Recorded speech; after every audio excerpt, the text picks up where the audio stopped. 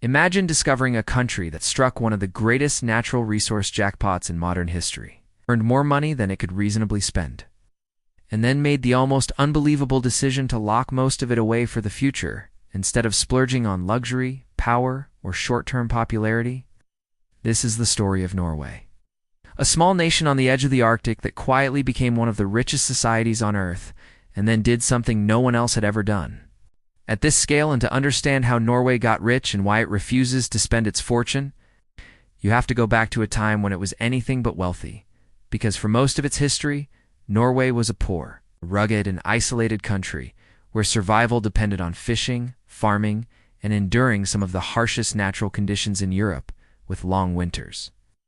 Rocky land and limited resources shaping a culture of discipline, patience, and respect for nature, and even by the mid-20th century, Norway was not seen as a future economic powerhouse, but rather as a modest welfare state still finding its footing after World War II, relying on shipping, timber, and hydropower, while many Norwegians emigrated abroad in search of better opportunities, particularly to the United States. And then in 1969, everything changed when oil was discovered in the North Sea. A moment that could have easily turned Norway into yet another cautionary tale of sudden wealth, corruption, inflation, and economic collapse, but instead became one of the most disciplined financial success stories ever recorded. Because from the very beginning, Norwegian leaders understood a dangerous truth that many resource-rich nations learned too late. Oil money is easy money, and easy money can destroy a country if it is not handled with extreme care. As oil revenues tend to distort economies, inflate currencies, weaken other industries, and encourage reckless government spending.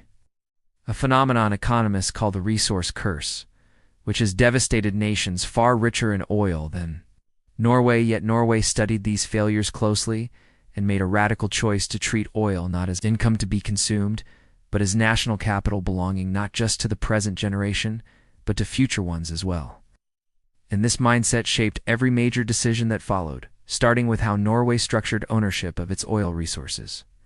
Because instead of selling control to foreign corporations or allowing private elites to dominate production, Norway ensured strong state participation through companies like Statoil, now Equinor, while simultaneously building a regulatory framework that demanded transparency, environmental responsibility, and long-term planning. And this meant oil profits flowed into public hands rather than disappearing into private accounts or overseas tax havens. But even more importantly, Norway resisted the temptation to spend this money directly into its economy, understanding that doing so would overheat markets, raise wages unsustainably, and crush competitiveness in non-oil industries like manufacturing and fishing. So instead of flooding the country with cash, Norway created what is now known as the Government Pension Fund Global. It's often called the world's largest sovereign wealth fund. A financial structure designed with one clear purpose: to transform temporary oil wealth into permanent financial security. And this fund was not built overnight or in secret, but through deliberate, rule-based policy that separated oil revenue from everyday government budgets, meaning politicians could not simply tap into it whenever they wanted to win elections or fund ambitious projects.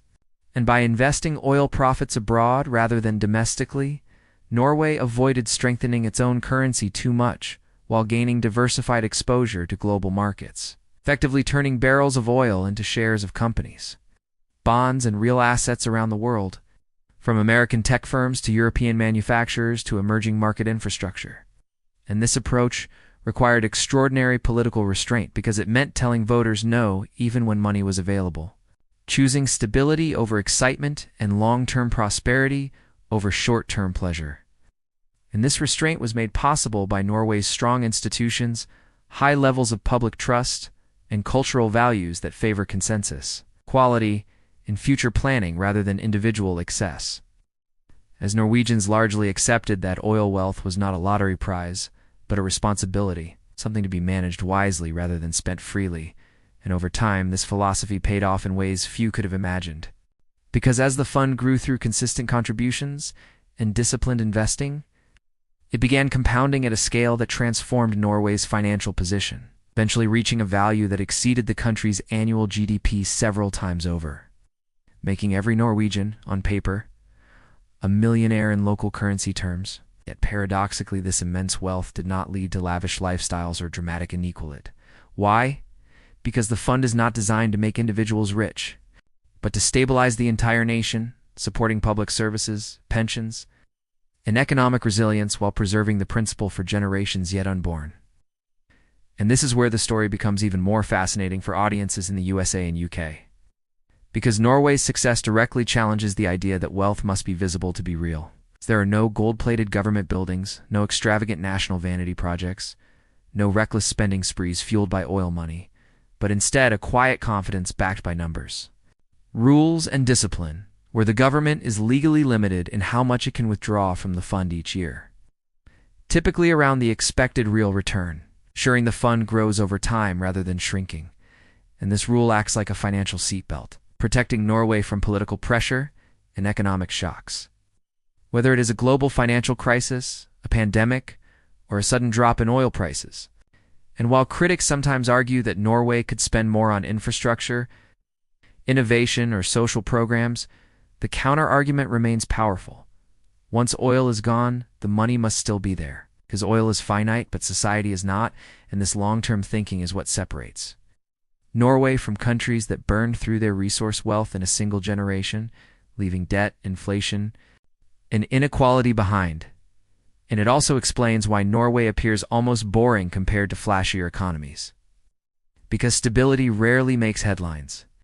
But stability is exactly what allows Norway to maintain one of the highest standards of living in the world. Low poverty rates, strong public health care, and a safety net that does not depend on debt or constant economic growth.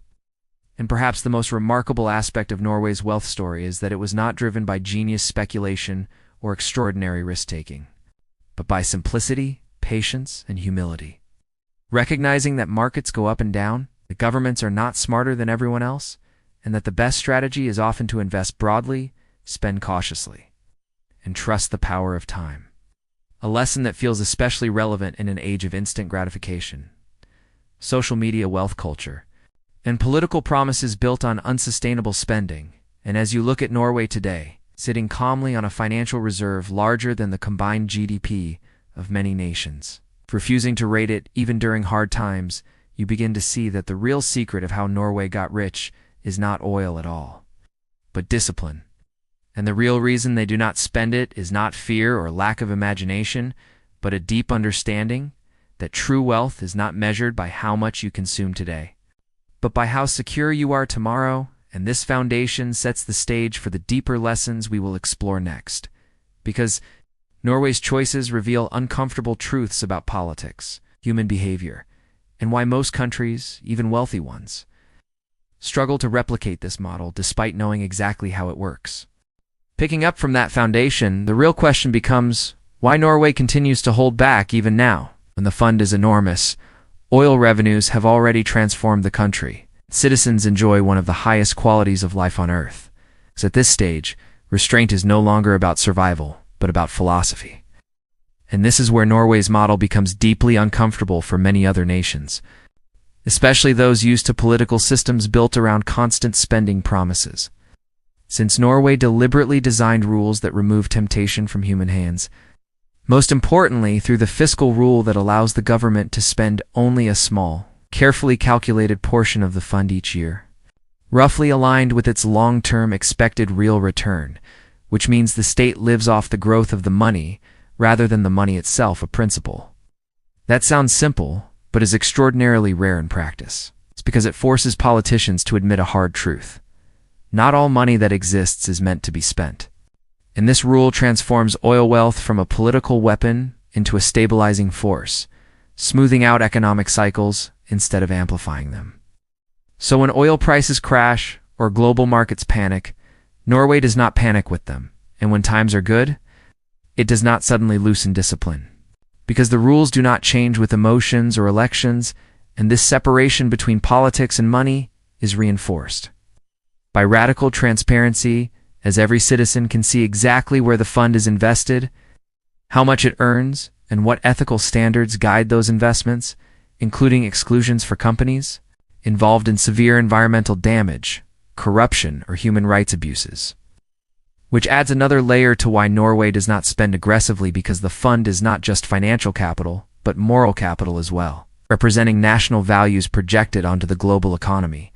And this ethical framework strengthens public trust, making it politically safer to save rather than spend. Since people believe the money is being handled responsibly and not hidden behind closed doors, and this trust is something many countries struggle to build once it is lost, especially where resource wealth has historically been associated with corruption, inequality, and elite capture. But Norway avoided that trap early by paying civil servants well, enforcing strict conflict of interest rules, and maintaining independent institutions that can say no even to powerful political figures, which is why the fund has survived changes in government, global crises, and shifting public moods without being raided. And from a purely economic perspective, this caution also reflects an understanding of diminishing returns, because once basic needs are met and public services are functioning at a high level, throwing more money at the system does not automatically improve outcomes, and in some cases makes them worse by creating inefficiency, dependency, and inflation. So instead of asking how can we spend more, Norway asks how can we spend better, focusing on education quality, healthcare efficiency, and social mobility rather than spectacle. And this mindset contrasts sharply with countries that treat budget surpluses as problems to be eliminated rather than buffers to be preserved. And for audiences in the US and UK, this raises an uncomfortable comparison, because both nations are wealthy, innovative, and productive, yet structurally committed to spending today while borrowing from tomorrow, whereas Norway inverted that logic by saving first and spending the return. And this inversion changes everything, because it means future generations are not treated as abstract concepts, but as real stakeholders with legally protected interests. And that is ultimately why Norway does not feel rich in a flashy way, because it deliberately refuses to convert financial wealth into social inequality or political dominance, choosing instead to distribute benefits quietly through stability, opportunity, and security.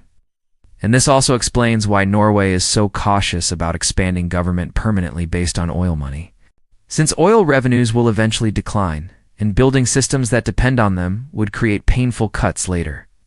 So the country treats oil income as temporary, even when it lasts for decades, a level of patience that borders on unnatural in modern politics. And yet this patience has produced a remarkable side effect: freedom.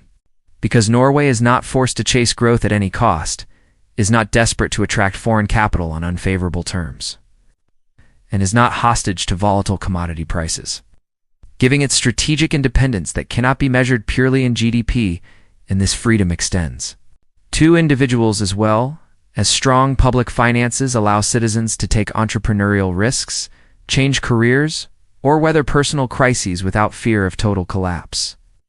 Meaning the wealth of the fund quietly amplifies human potential rather than overshadowing it.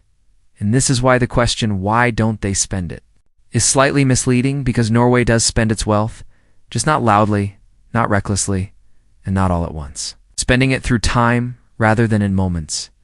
And this long-duration spending is arguably the most powerful form of investment, because it compounds social trust, economic resilience, and political stability. And as tempting as it is to frame, no way.